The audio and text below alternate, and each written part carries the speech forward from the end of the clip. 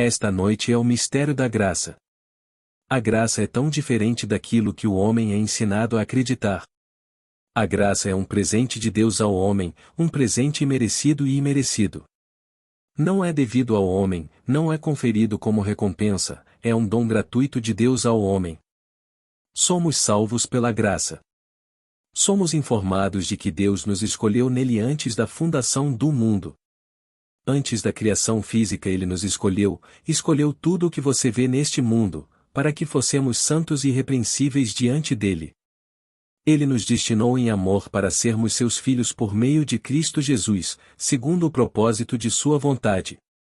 Portanto, ninguém na eternidade poderá impedir que esse propósito chegue à sua plenitude. O próprio Deus está presente na luta histórica que dirige o curso da história humana para o seu próprio fim. Agora recebemos presentes diferentes, todos os dons variados que você e eu trazemos. E podemos trazê-lo porque o recebemos como um presente para a vida corporativa do corpo do Senhor ressuscitado. Eles são chamados de dons da graça. O maior desses dons, superando em muitos dons mais espetaculares, como as línguas, é o amor. Imagine que você enfrenta um público de 1000 pessoas, não há dois que falem a mesma língua, eles não conseguem se comunicar. E você se dirige a um público de 1000 pessoas que não conseguem se comunicar e cada um ouve você em sua própria língua onde nasceu, como nos foi dito no 2º capítulo de Atos. Cada presente dos 1000 ouve você em sua própria língua em que nasceu. Esse é um presente espetacular.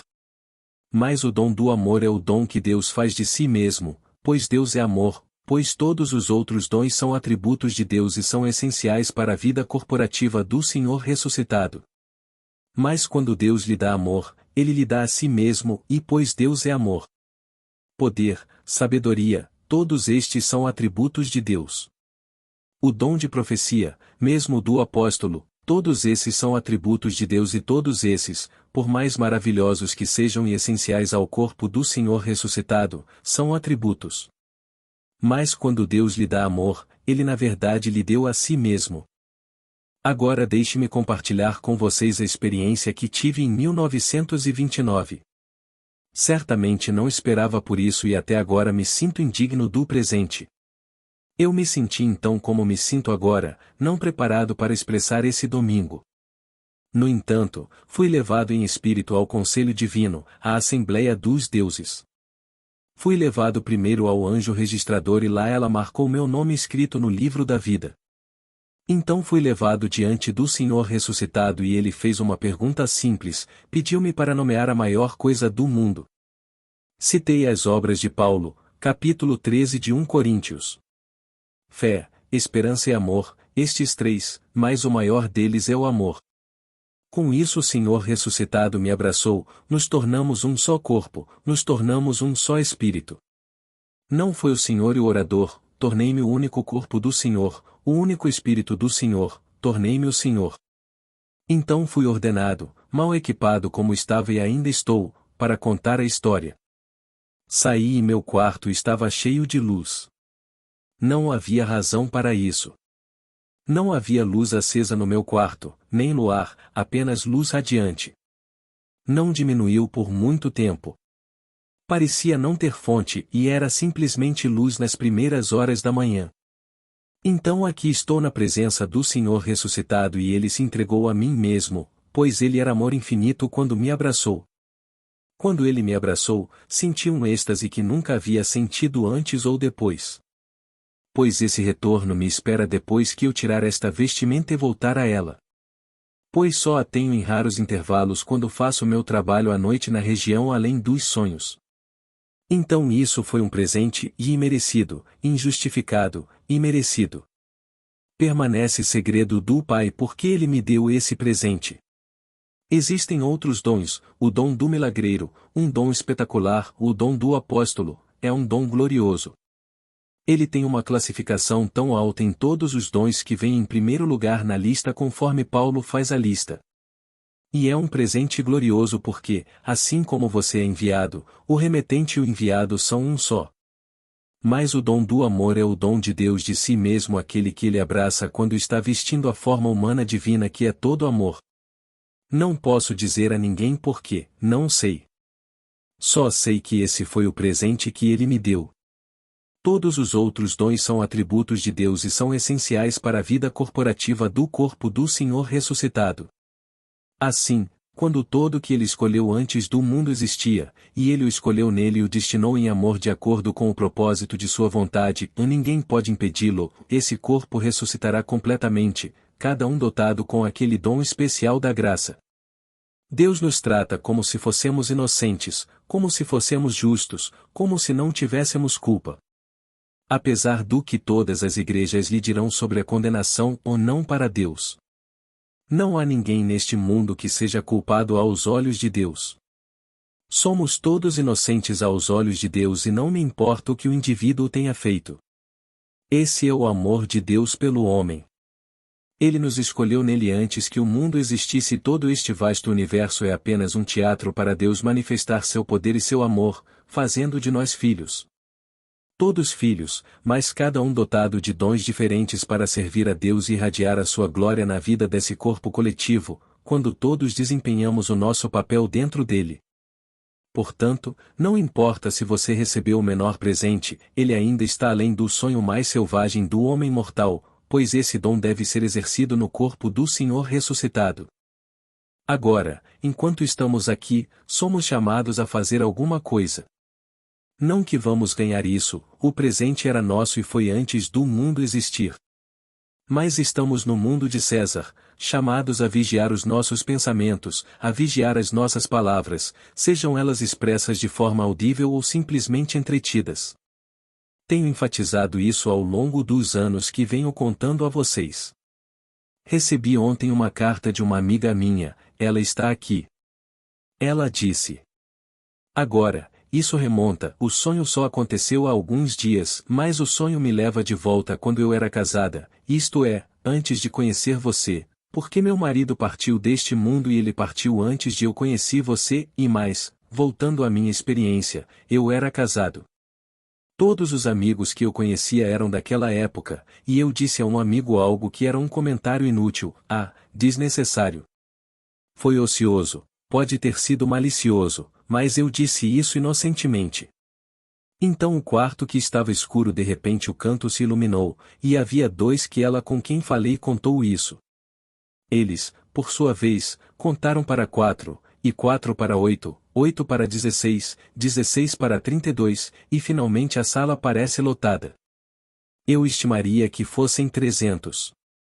Todos estavam cientes do que tinham ouvido e como ouviram, e aqui tínhamos 300 pessoas nas salas cheias de malícia, raiva e violência, todas dirigidas a mim com base no meu comentário inútil. Percebi então o que fazemos involuntariamente quando alimentamos ou expressamos um pensamento. Nós pensamos, o que isso importa? E aqui vi a sala repleta de animosidade dirigida a mim, que eu mesmo havia desencadeado. Bem, o livro de Tiago fala disso. Mas em Jerusalém, Blake faz a declaração. O que eu disse, o que eu fiz, palavras humanas todo-poderosas. Então acho que posso reprimir isso. Eu considero o pensamento e é um pensamento desagradável de alguém e talvez alguém que eu nem conheço. Você lê no jornal e reage, e você contou, e um canto do seu quarto está iluminado e duas pessoas estão ouvindo. Os dois repetem tudo direcionado agora para você. E você se pergunta por que certas coisas acontecem em seu mundo. Você mesmo criou essa animosidade porque tudo o que você vê, embora pareça externamente, está dentro, em sua imaginação, da qual este mundo de mortalidade é apenas uma sombra. Então comecei na minha imaginação, uma palavra ociosa e impensada, e disse para um amigo e o amigo repetiu para 2, 2 para 4, 4 para 8 e assim por diante. Portanto, aqui em nosso mundo, devemos ter cuidado com os pensamentos que alimentamos, e eu lhe digo, porque imaginar cria a realidade. Você poderia nutrir qualquer pensamento adorável neste mundo que não tem apoio externo, e sua razão o nega, seus sentidos o negam, mas você pode nutri-lo como se fosse verdade. E isso é tão verdadeiro quanto a coisa mais factual neste mundo. Algo que agora é desagradável e factual em seu mundo, você pode agora alimentar em sua mente um pensamento contrário a respeito e persuadir-se da realidade do que você está considerando agora. 2 ouvirão, e 4 ouvirão, e 8 e olharão para você de forma diferente por causa dessa mudança de atitude em você. Mas aqui, depois de anos, o mesmo Deus em nós é o Deus nela e lhe revelou a verdade das Escrituras, pois é lindamente contada no livro de Tiago. É lindamente contado em Gálatas, é contado nos Evangelhos, a respeito da palavra que o homem acolhe. Então, se eu não entender o que estou pensando, bem, então o mundo refletirá isso e eles me mostrarão, através de sua animosidade, o que eu realmente tenho feito. E está tudo dentro de mim, ou não está do lado de fora. Então aqui, depois de anos esses dons da graça, e somos salvos pela graça. Portanto, não deixe ninguém assustá-lo, você está salvo, pois foi escolhido em Deus antes que a criação física fosse trazida à existência. Não é uma reflexão tardia. Este não é um pensamento de emergência da parte de Deus. Você foi escolhido em Deus antes da fundação do mundo, e ele nunca o viu sob nenhuma outra luz senão a do inocente. É Deus e o próprio Deus quem o põe à prova, como nos é dito no capítulo 11 do livro de Romanos.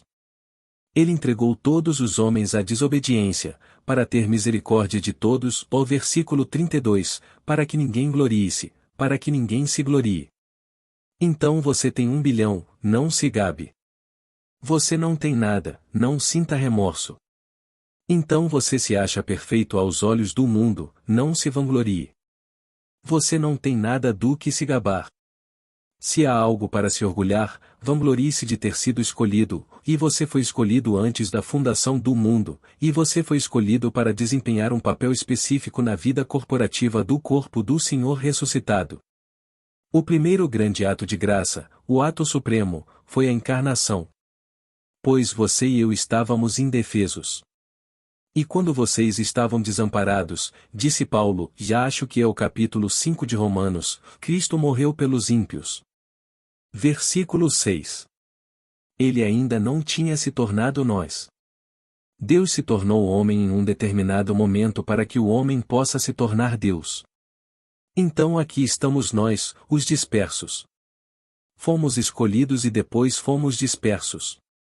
E esta individualidade universalmente difundida está difundida em nós. Paulo, que usa a palavra graça mais do que todos os outros livros da Bíblia juntos, fez esta afirmação e acho que é a definição mais clara do significado da palavra como Paulo expressou. Você encontrará isso em sua segunda carta aos Coríntios, capítulo 8, versículo 9. Vocês conhecem a graça de nosso Senhor Jesus Cristo, que, embora fosse rico, por amor de vocês se tornou pobre, para que pela sua pobreza você pode ficar rico. Agora ele deixa claro esse pensamento em outra carta aos Filipenses e nela faz a declaração. Jesus Cristo, que era em forma de Deus, esvaziou-se e tomou sobre si a forma de escravo e nasceu à semelhança de homem e sendo formado em forma humana, tornou-se obediente até a morte, e morte de cruz. Filipenses 2 versículos 5, 8. A cruz e a única cruz na qual ele está crucificado é o homem. Esta é a cruz. Este é o ato supremo da graça quando ele realmente se tornou eu, para que eu possa me tornar como ele é. Assim, todos estão destinados a se tornarem filhos de Deus através de Jesus Cristo. Jesus Cristo é o homem modelo, o modelo perfeito e o único caminho para o Pai. Não há outro caminho. Ele é o homem padrão e se esse padrão não estivesse em você, você nunca encontraria o Pai. Mesmo que você seja dotado de um dom diferente, você será levado ao Pai e conhecerá o Pai. Se você não o conhece como você mesmo, você ainda conhecerá o Pai. Se você tem o dom de línguas, o dom de fazer milagres, o dom de professor, de curador, de profeta, todos esses são dons gloriosos, você ainda será conduzido ao Pai por esse padrão em você. Pois eu sou o caminho, a verdade e a vida, onde ninguém vem ao Pai senão por mim. João 14 versículo 6. Você segue esse padrão e o padrão se desenvolverá dentro de você e o levará ao Pai. Agora, recebi hoje uma carta de uma senhora que está aqui esta noite. Ela disse: Meu marido se levanta e está viajando e às 4 da manhã sai para trabalhar. Então na manhã do dia 8 deste mês me despedi dele e voltei a dormir. Dirigi-me aos irmãos e disse: Ó, irmãos, por favor, levem-me ao pai. Estou tão cansado de estar aqui, leve-me ao pai. E então ouvi vozes femininas, todas rindo de uma maneira amigável e adorável e pareciam me aconchegar. Então vi 3 delas, embora soubesse que meus olhos físicos estavam fechados, vi 3 delas. Um deles se aproximou, me abraçou, me beijou e me colocou na cama. Eu disse novamente: Por favor, leve-me ao pai. Mais uma vez esta disse sim e me beijou e eu comecei a flutuar. Encontrei-me nesta maravilhosa mansão dourada e sabia que era a casa do meu pai. Então eu vi a forma humana, forma dourada, sentada neste dourado. Bem, poderia ter sido um trono, mas ele estava sentado e seu corpo era dourado.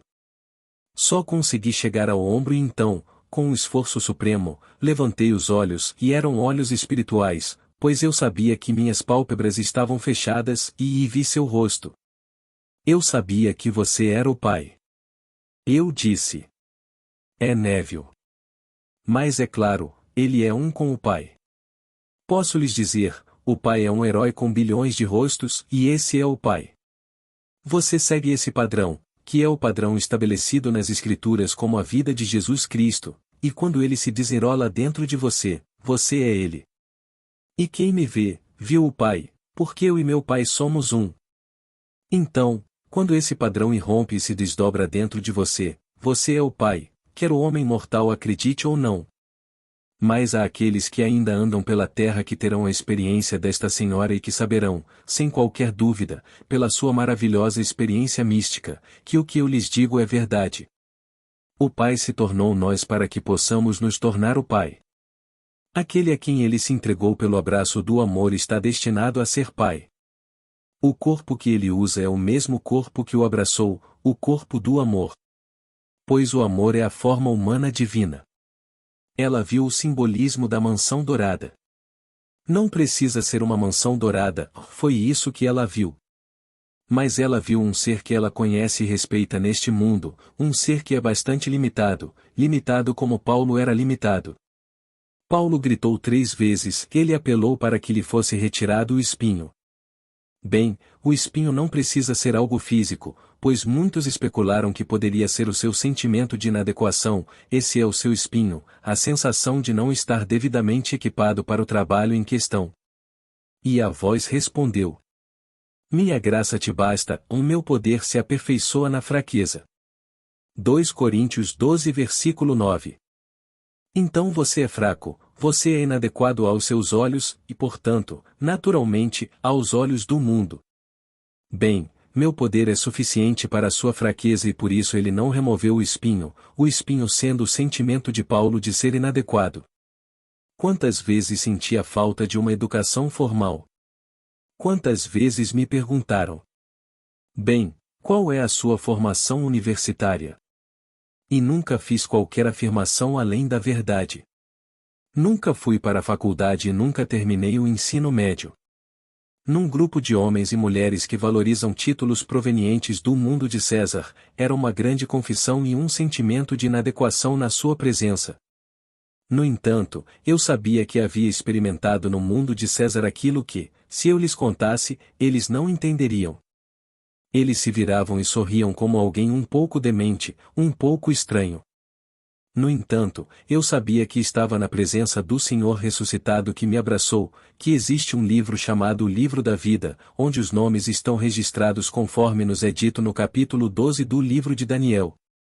Quando os 70 retornaram e estavam tão orgulhosos de terem expulsado todos os demônios com seu poder, ele disse: Seria muito melhor se vocês se alegrassem porque seus nomes estão escritos no céu, ou não para nos alegrarmos por expulsarmos demônios, mas porque nossos nomes estão escritos nos céus. Pois existe tal livro, onde no livro, e é o livro da vida. Pois bem, o Pai tem vida em si mesmo e aquele que está escrito nele terá vida em si mesmo. Então, no momento em que ele te abraça e você se torna um com ele, ele transfere para você tudo o que é dele. Assim, ele tem vida em si mesmo e você, o Filho, torna-se um com a vida em si mesmo e não mais um autômato, um ser animado movido de fora, mas agora um espírito que dá vida. Aquele que está realmente vestindo a vestimenta do amor que não é vista pelos olhos mortais neste mundo, mas que você conhece e sente isso constantemente. Quando você dorme à noite, você sabe o que vai vestir no momento em que fecha os olhos, no que o mundo chama de sono. Portanto, a graça é um dom de Deus ao homem. Nenhum filho nascido de mulher estará isento da graça, pois pela graça somos salvos. Somos incapazes de nos salvar, nenhum homem é suficientemente sábio, suficientemente forte e somos seres indefesos no mundo de César. Enquanto você ainda está desamparado, Cristo morreu pelos ímpios. Sua morte foi a encarnação ou sua encarnação é sua respiração. Nem sempre foi assim, mas desde o momento da encarnação, a individualidade universalmente difundida que é o Cristo cósmico, e agora compartilha seus dons com todos como havia predeterminado antes que o mundo fosse. Não será uma reflexão tardia quando você receber o presente. Há aqueles aqui esta noite que receberam presentes, um testemunho constante onde os olhos estão abertos interiormente para o mundo do pensamento, para a eternidade, sempre se expandindo no seio de Deus, a imaginação humana. Blake, Jerusalém. Esse é um dom glorioso, é um dom de profecia, pois vê como presente o que ainda é futuro. Esse é o dom do profeta.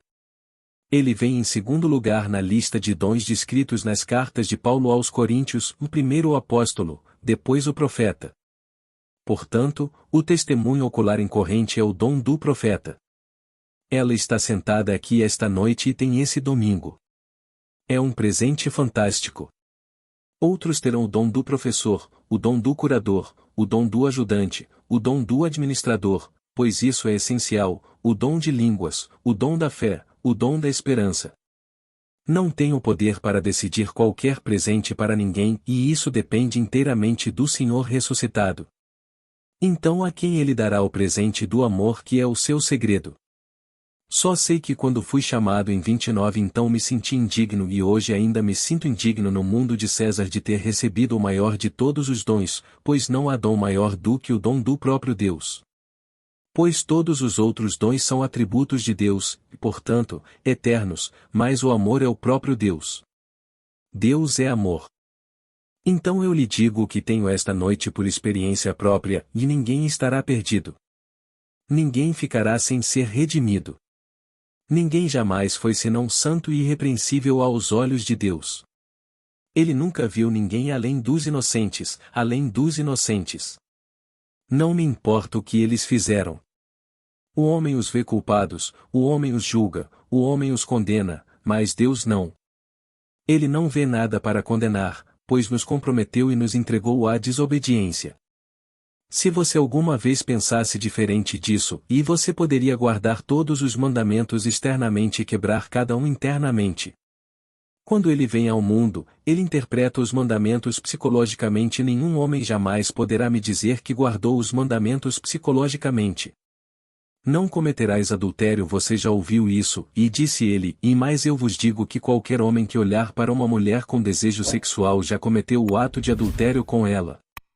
Mateus 5 versículo 27. Deixe subir o homem que não o fez, deixe-o atirar a pedra, se não o fez. Quem não cobiçou, quem não roubou em sua mente? Se ele não teve coragem de roubar externamente, quem não cogitou o pensamento, mas conteve o impulso porque não teve coragem de pensar nas consequências? Assim, cada mandamento foi quebrado pelo homem, e Deus fez isso para que ele pudesse ter misericórdia de todos. Então, no final, todos são justificados. Paulo iguala justificação com graça. Assim, em sua carta aos Romanos, capítulo 8.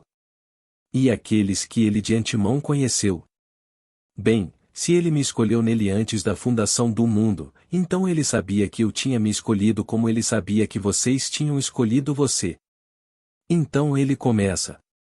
Aqueles que ele conheceu, ele predestinou para serem conformes à imagem de seu filho. E aos que predestinou também chamou, e aos que chamou também justificou, e aos que justificou também glorificou. Versículo 29. Bem, a justificação é a absolvição divina. Portanto, todos estão destinados a ser completamente absolvidos de tudo e qualquer coisa que já fizeram neste mundo. Não haverá sofrimento para ele. Apesar do que outros possam desejar para ele, Deus não o faz, pois ele desempenhou o papel. Agora, voltando ao Antigo Testamento até Gênesis, quando todos os irmãos imploraram perdão e se ajoelharam e se curvaram diante de José, ele os fez levantar. Ele disse: Você quis dizer o mal contra mim, mas Deus quis fazer isso para o bem. Gênesis 50 versículo 20. Portanto, não foi você quem me vendeu como escravo, mas Deus. Não era qualquer outra pessoa além de Deus. Ele me vendeu como escravo usando você como meio através do qual ele poderia me levar à escravidão, para que eu, com meu dom de profecia, meu dom de interpretar a visão, interpretasse a visão do faraó e salvasse a civilização da fome. Então interpretei a visão dele e comecei a guardar o trigo e a guardar o milho e a guardar tudo o que pudesse ser salvo e construir celeiros, e sabendo que em 7 anos após esta abundância haveria 7 anos de nada. Você até esquecerá que alguma vez houve abundância. Então você me vendeu como escravo com o meu dom da graça, o dom de ver e compreender o que vejo mentalmente, pois ele foi chamado de sonhador que poderia interpretar sonhos, interpretar visões. Ele interpretou a visão do faraó e então disse ao faraó exatamente o que ela significava.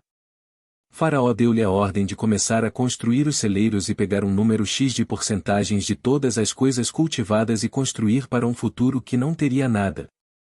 Aconteceu exatamente como ele interpretou. Portanto, apesar dos irmãos sentirem que eram culpados, Deus não os via culpados de forma alguma.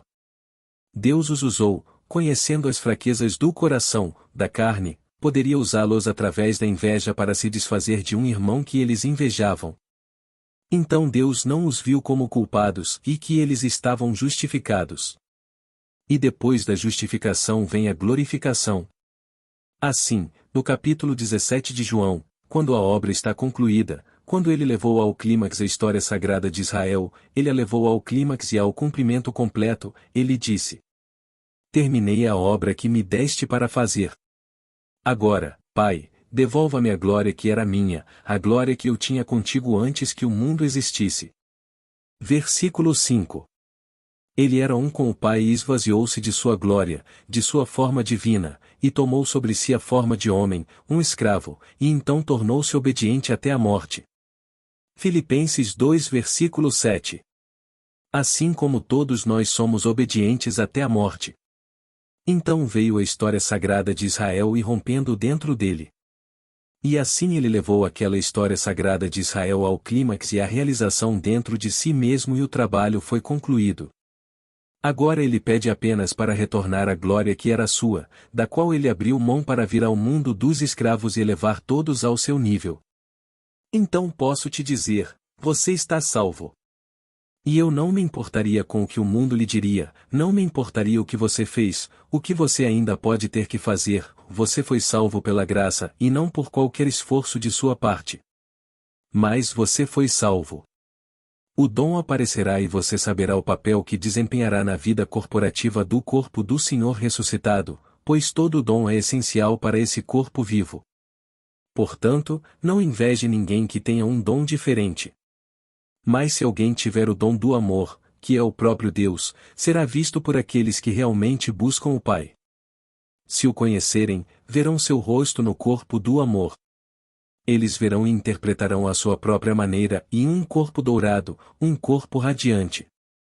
O corpo que vi era um corpo glorioso e radiante de amor.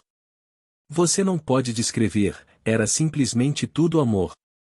Não há outra maneira de descrever essa forma ressuscitada senão o amor. Não há uma palavra que você possa entreter na presença do Senhor ressuscitado, a não ser amor. Então, quando solicitado a nomear a coisa mais importante, foi automático. Você poderia nomear fé e esperança, mas você sabia que está olhando para a melhor coisa do mundo, está bem diante de você e é o amor. Então ele te abraça e você se funde. Não consigo descrever como duas pessoas se tornam uma, mas nos tornamos um sem perda de identidade. Eu ainda tinha consciência de que sou quem sou, mas usei a vestimenta do amor e me tornei um com o Espírito do Senhor, um com Deus, o Pai. Então fui comissionado e enviado para fora daquela assembleia e disse: é hora de agir. Não é necessária mais preparação, é hora de agir. Inadequado como você é, despreparado como você é, despreparado como você é. Minha graça é suficiente para você, pois meu poder se aperfeiçoa em sua fraqueza. Então você vai, não tenha vergonha de nada. Eu escolhi você para ser meu mensageiro e te enviei. Então aqui, outro presente que ele me deu foi o de apóstolo. Ele mesmo me entregou, mas tendo me enviado, e a palavra apóstolo significa aquele que é enviado.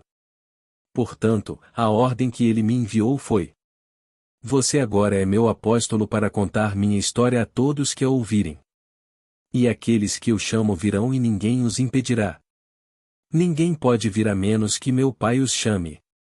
E aqueles que meu Pai chamou de forma alguma eu posso rejeitar, e somente aqueles que ele chama. É a coisa mais seletiva do mundo, pois ele está restaurando seu corpo caído, mas elevando-o a um nível de ser cada vez mais elevado.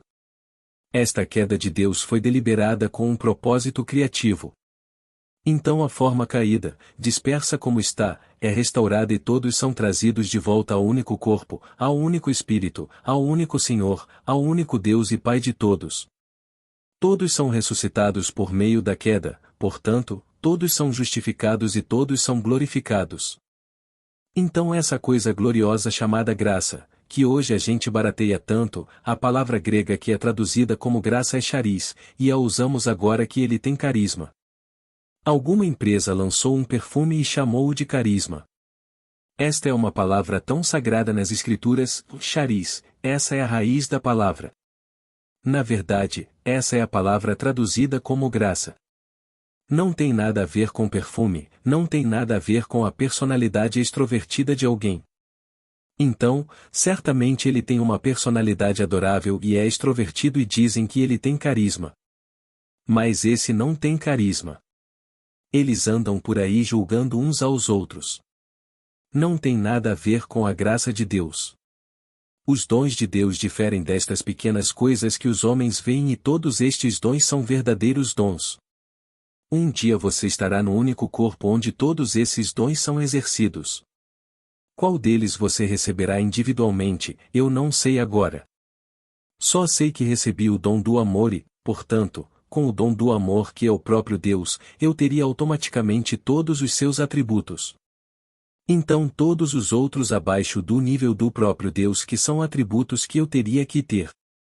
Se eles não forem exercitados agora, não há razão para exercê-los aqui, mas quando eu abandonar isso pela última vez, estarei exercitando todos os dons, pois recebi o dom do amor. Agora, vamos entrar no silêncio.